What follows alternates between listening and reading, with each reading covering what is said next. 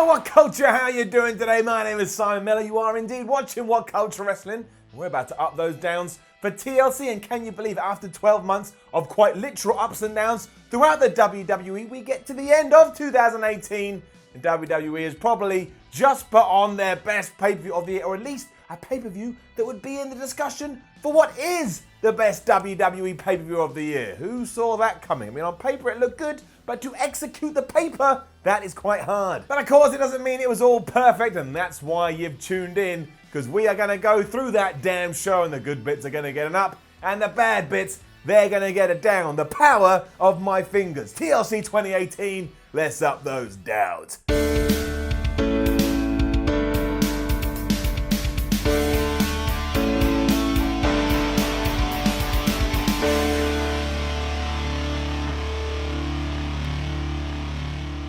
The pre-show came in 8 people alive, as it's wont to do, and some of it was alright, and some of it was not alright, but we'll start with Cedric Alexander versus Buddy Murphy for the Cruiserweight Championship, and it was alright, my friends, and probably should have been on the main card. Getting up. It rocked so much that before the end, both wrestlers had ensured to grab the crowd and shake them into enjoying it, and yeah, Buddy Murphy retained his championship after Murphy's Law. It was just fast-paced, intense, cruiserweight action, which is what we want to see when WWE allows the flippy people to be flippy. And I don't mind stuff like 205 Live bouts being on the pre-show as long as it's used for the greater good. For example, the pre-show is free. You don't need the WWE Network. You can watch it on Twitter. You can watch it on Facebook. I'm pretty sure you can watch it on YouTube too. But you've got to use that. Make sure people buy into this so they do go and watch the program that is on the network, and maybe they want to tune into the pay-per-view as well. If we don't do that, then we're just running around in circles. However, within the context of how this was presented, this was a really good match. The same can't really be said for Elias versus Bobby Lashley in their Qatar match, and I was surprised to see this in the pre-show until I realised it wasn't actually going to have anything important added to it. But I do want to say that a lot of people on social media had a go at me, Simon Miller, saying, "Simon, you're so stupid. You think a Qatar match is won when one person just grabs the guitar?" Well, whoop-de-doo, look at this. I was right, because yeah, Elias, he climbed up that structure, he grabbed his instrument, and apparently, according to the WWE rules on this night, that meant he was the winner. Just saying, smug asshole right here. It also meant that I actually got my predictions the wrong way around, because I said Bobby Lashley would get the instrument, and then Elias would be standing tall after using it, but yeah, it was vice versa. Bobby Lashley instead stole the axe away from Elias, and he smashed the crap out of him with it. So really, the feud has to continue because the heel, he looked pretty good by the end of it, but technically, according again to that record book, Elias won. You can kind of see why no one cares about this. It's getting it down. TLC started properly, and then hot damn if R-Truth didn't go out of his way to make this whole segment work. Get it up. It was the Mixed Match Challenge Finals, which allowed Michael Cole to act as if comments had only recently been invented in the last 6 months, and that WWE was at the forefront of them because obviously this was being streamed on Facebook too. And again, really smart move, WWE, because if somebody watches and thought, I'll check out the whole pay-per-view, then they had to go and buy the WWE Network. But one more time, comments been around for a long ass time. Truth and Carmella eventually got the win after Carmella had tapped Alicia Fox out, but then R-Truth got into his own crazy mode, and that's what stole the show here, because not only are they going to be number 30 in their respective Royal Rumbles, but they also had a free holiday, and R-Truth had submitted his destination before this match, and he had chosen Stamford, Connecticut, so he could visit WWE HQ. He then grabbed his partner and started dancing with her, and I tell you this, I didn't want to laugh. I wanted to be a bit of a dick and just ignore it, but I couldn't, and I began chuckling away, and I was like, Truth, you know what? You're very good at what you do, and I also can't wait until you make the mistakes. That's your character, that's your gimmick, you make mistakes, and you try and enter the Women's Royal Rumble at number 30. Once again, that will probably make me laugh too. It was a very good start to the pay-per-view. Another up for the triple tag team match for the SmackDown titles between the New Day, The Bar, and the Usos. They just ticked all the boxes that they usually do. Gets it up. Didn't go as long as I was expecting, although the crowd did get super into it once the Usos started dishing out super kicks. I mean, they gave out so many, it was like they were about to go out of fashion, which will never happen in pro wrestling. The super kick has become so synonymous with the sport of kings, we'll probably be doing it until the day we all die. After some near falls, which were very convincing, Sheamus Brogue kicked Xavier Woods right in the face, 1, 2, 3, and somewhat surprisingly, Sheamus and Cesaro retain. Now, hopefully, when Vince McMahon comes out on Raw later on and shakes things up, that also relates to the SmackDown Tag Team division. This is all good, this is all fine, but the bar really needs some new opponents. I can't see them take on the New Day and the Usos anymore. I feel like I've been watching that since the day I was born. Don't get me wrong, I do love everybody involved here. They're all very talented, but I'm only one man, I only have one brain, and I can't fit any more information in there when these three teams are involved. You just knew something different was about to happen as well, because from nowhere it was Braun Strowman versus Baron Corbin in a TLC match. But get this right, everybody calm down. WWE actually made this really fun. Ooh, delally up. It was absolute nonsense, but look, all the baby faces who have been made to look like a fool came together because they didn't want to look stupid anymore, and they took down the guy that had been dishing all this punishment out. That's fine. They all come across like smart tamales when you do that. But yeah, Finn Balor, Chad Gable, Bobby Roode, Heath Slater, who's already in the ring as Baron Corbin's referee, and a returning Kurt Angle all served to whip Baron Corbin's ass because, of course, it was a no DQ match, so even Braun Strowman was there. They couldn't do anything because his arm was in a sling following his elbow surgery. Doesn't matter, because they all came together again to take Baron Corbin down. Kurt Angle even gave him an angle slam, I think on a chair maybe, who knows. Eventually Strowman just stood on Baron Corbin's chest, and that's that. He's no longer the GM. Braun is going on to the Royal Rumble to fight Brock Lesnar for the Universal Championship. And one more time, just because remember, smug asshole, the SA, so many people told me on Twitter and social media that you couldn't win a TLC match by pinfall, and Braun Strowman just won a TLC match by pinfall. Look at his face. Isn't it annoying? It 100% is. I hate me too. I think on a side note as well that Vince McMahon may actually be about to destroy Baron Corbin on Monday night, because even Michael Cole was running him down here and essentially telling us that all of Raw's problems are because of the Constable. So long, Baron Corbin. I think you're about to be made a scapegoat. Ruby Riott versus Natalya now, and look, it wasn't bad by any stretch of the imagination, but all the stuff with Jim Neidhart and the fact that the bout felt as if it had been squeezed into this show and didn't need to be there, it fell a bit flat. It went a little bit too long as well, so I'm going to give it a very reluctant down. Natty did win, thank goodness, after she powerbombed Ruby Riott through a table that had Ruby Riott's picture on it, and of course there was another one out there that had Jim Neidhart on it, given all the stuff we saw on Raw. And the finish was decent too. Ruby Riott was going for a Hurricane Run, and Natty reversed that and just powerbombed her through some wood. She also wore her dad's sunglasses and jacket, which was another pleasant touch, and throughout the match also kicked butt when it came to Liv Morgan and Sarah Logan. But when it was done, I was a bit like, whew, let's leave that behind and just move on to some other things. TLC continued to surprise as well, because then Finn Balor went 2 for 2, because in his match against Drew McIntyre, and you ain't going to believe this, you haven't watched it yet, he won up. It means Finn all of a sudden actually starts to look important, which leads me to think that maybe WWE watched my why video from a few weeks back. And as for the match itself, it was absolutely brutal. They kicked the crap out of each other and didn't hold back. And that made it feel really legit, and that made it feel really real. It was just fascinating to watch, and it all tied into the story we've been told up to this point, because Dolph Ziggler came out, he started to get involved, he interfered, that distracted Drew McIntyre, who at one point had a chair. Finn Balor saw and thought, well, that's a dumb thing to do, you giant, and he drop kicked said chair into Drew's face, gave him the coup de grace, 1, 2, 3. Like I say, Finn Balor is your victor. It got me all excited because I thought I was finally going to see my tag team of Dolphin, or Dolphin, you get it. That's not going to happen, because in an interview later on, Finn Balor was like, yes, I'm great, look at me go. Dolph Ziggler turned up and just whooped his ass. Now that makes no sense, obviously, because we're not going with Dolphin. That's a money maker right there. But on top of that, Dolph Ziggler is now turning as much as the Big Show, because I guess this means he's gone back to being a heel. And also, I bet on Raw, it just seems Drew McIntyre come out and destroy them all, and then I'll start twirling around being like, what's the point of that? But look, the big bad bully finally got his. I felt all three guys came out the other side, feeling like they had momentum, and that's all I ever ask from my WWE storylines. Also, at this point of the show, there's absolutely the highlight. There's my thumbs again. Rey Mysterio versus Randy Orton followed in a chairs match and actually suffered from the same problems as Natty Neidhart versus Ruby Riott, in the sense I was watching it going, well, this is good, and I'm enjoying it to an extent, but I feel like we could have taken this off the event, maybe held it onto something else, or maybe even had it on a random episode of SmackDown, and everybody would have benefited. So while there were some amazing spots I'll talk about in a second, they get it down. The whole thing was mostly Randy Orton very slowly setting up chairs, which eventually Ray would reverse and do some cool flippy move. For example, at one point, Randy Orton was lying outside and Mysterio did his slide under the bottom rope thing, but he was holding a chair, which meant said chair smashed into Randy Orton's, well, pecs. However, after about 5 to 8 minutes, the pace just slowed to a crawl, and it was a bit like watching a snail.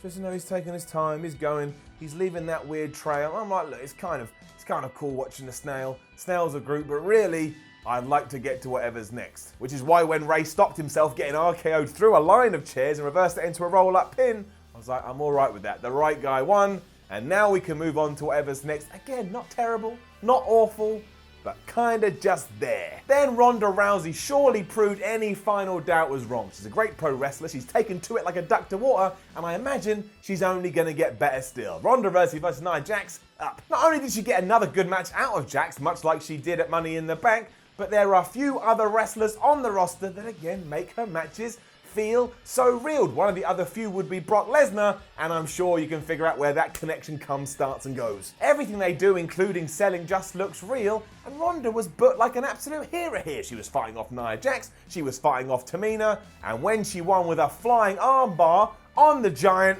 well, I sat there and I dipped my hat and said, Ronda Rousey, good for you. You're kicking all the butt. She also kicked out of Nia's Samoan drop, reversed the facebreaker punch, and when she did that too, and when she was about to put her finishing move in, you know what Ronda Rousey did?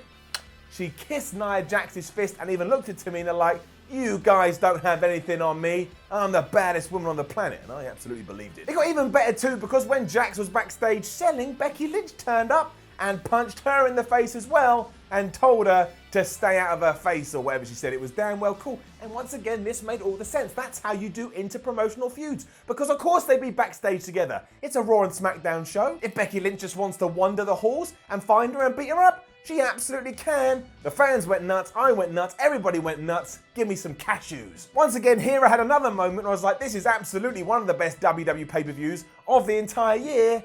And we haven't even got to the best stuff yet. And some of that did come in the form of Daniel Bryan versus AJ Styles. And my word, these two are just absolutely fabulous pro wrestlers. They're an inspiration to us all, especially if you out there are an upcoming pro wrestler. And it would have got a golden up if the main event wasn't so damn good. But even still, get it up. Far more cerebral and intense than your usual WWE match, these two just beat the hoo-ha out of each other as they focused on submissions and working each other's legs. Even if you don't want to watch this, and you should, go and find some pictures of them both following TLC. I bet you they bruised all over their body. They didn't hold anything back. This meant we saw the likes of the label lock and the calf crusher, but because they were pitched as the equivalent of a sledgehammer shot, they felt even bigger still. And I'm all right with that. That's what pro wrestling is all about. Tell me what the concept is, go out of your way to make it feel real, and all of a sudden I can go, oh wow, these moves are really dangerous. What should I ever do if someone gets on me? I'll have to tap. Let's hope it doesn't happen here. We didn't have any shenanigans either. It was a fight, good and proper, and when AJ Styles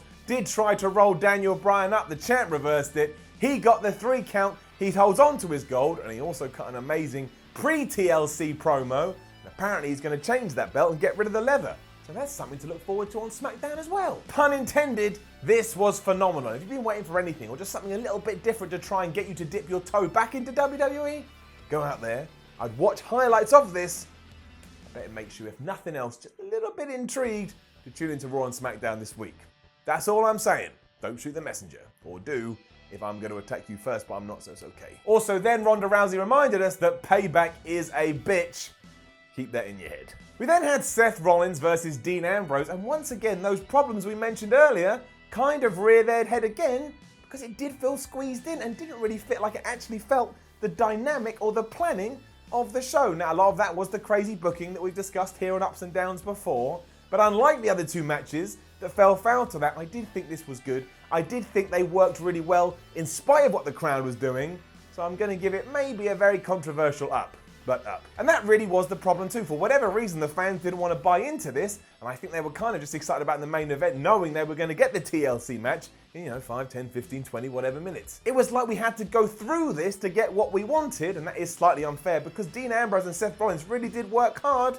That's what happened. It was a bad planning of the show, Ambrose and Rollins suffered, and that sucks. It did have a decent narrative to it too, and did tie into all the stuff that we've seen before this. And basically, Seth Rollins eventually lost his temper. He couldn't keep his cool. Dean Ambrose took advantage of that, gave him the dirty deeds, which means, yeah, Dean is now the new Intercontinental Champion. And that is great because it cements his heel turn. Because he did that, he won a championship. He was right to make the move. It really should have been a ladder match, and I don't know why it wasn't, because if you had done that, you would have to have moved it earlier in the show to keep it away from the main event, and then everybody would have enjoyed it a bit more. We didn't do that. It's all said and done. Apparently Vince McMahon was livid about this afterwards, so we'll see how that affects Seth Rollins and Dean Ambrose. I thought there was effort there, and I enjoyed it to a point, but I do also shrug my shoulders and go, this was a difficult one. Forget that though, because then we did get to the main event between Becky Lynch, Charlotte Flair and Asuka, and it was just so damn good, it's getting a golden up. And the best thing about it was, this wasn't any more lip service. The Evolution, don't even worry about that anymore. 3 women have earned and crawled and deserved this spot. They got it, and when they did get it, they proved it wasn't a mistake and gave me one of the best matches I've seen in WWE in 2018. I said it once, I'll say it twice. Damn golden up. It worked so well, there were some spots where my heart crawled up into my throat as I worried that one of them may be about to die. And then, my friends, is Charlotte Flair. Now, I love Asuka, I love Becky Lynch, I think they're incredible, but Charlotte Flair may very well be the best women's wrestler to ever grace the halls of WWE. She's just so amazing, and when she does her crazy thing, like, oh, I can't take it anymore, I feel like I've been screwed, I genuinely think she's a psychopath. And I also think that when she sells, at one point Becky Lynch crushed her off the top of the ladder, and the noises she was making, I was like, is Charlotte actually alright? I'm not sure. She worked me, and that is what it's all about. Another match you need to go out of your way to see rather than just have me run down every single little thing that happened. I also want to focus on the finish and say that a man known as Simon Miller was right, because Becky Lynch did indeed lose her title, and that's what I predicted. I could just smell it in the air, but what I did not smell was that it was going to fall into the hands of Asuka, and that's exactly what happened, and it was all because of, wait for it, Ronda Rousey. Storming to the ring when both Charlotte and Becky were on top of the ladder, she pushed it over. That sent them tumbling down and gave Asuka the advantage to climb up another one and grab the title. She is the new SmackDown Women's Champion. Now, it does beg the question, does this mean that Rousey has gone heel, or really, was she justified in her actions, given that Charlotte gave her a right pasting after Survivor Series? It was excellent regardless, because it all ties into the story, especially as the past is now influencing the future. Who knew that could be so compelling? And it's almost like you're being rewarded for investing and giving your time to old shows. It's called long-term narratives. People like them, we should do them more. It also means that now Becky and Ronda can enter the Royal Rumble hoping to win so they can get their revenge against Ronda Rousey. Honestly, it works so well, it makes me feel a bit sick. Overall though, as said, this was one of the best pay-per-views of 2018 in the WWE, and they left it right till the end of the year. And if McMahon can now come out on Raw this evening and shake up TV as well, we could move into 2019 and actually feel quite excited about everything they're doing. That's what I want, that's what I hope for. It's got all my giblets revved up, whatever that means. I'm going to tune into Raw, I'm going to tune into SmackDown, I'm going to keep everything crossed that we are about to hit that creative reset button. And you should go watch that wide video as well. We're covering everything here. Everything. Loved it. Now, don't forget to leave a comment below and let us know what you thought about WWE TLC 2018. Like, share, and subscribe. Head over to WhatCulture.com. Read yourself more articles. Go and follow WhatCulture on Twitter and WhatCulture WWE. And you're on YouTube. You're here. You're watching this. Go watch more videos on WhatCulture Wrestling, because Simon Miller said so. My name indeed was Simon Miller. This was WhatCulture. Thanks very much for watching. And right, look. Get yourself ready. I know we're coming up to Christmas and New Year, but we've got some upping and downing to do first. We've got Raw, we've got SmackDown, then of course in a week's time it is Christmas and New Year, but that don't stop nothing. The train keeps on rolling, so on Christmas Day, make sure you join me too. Anyway, I said it twice, I said it thrice, I said it 4 times. Thanks for watching. I appreciate it. See you soon. Violent energy. Clear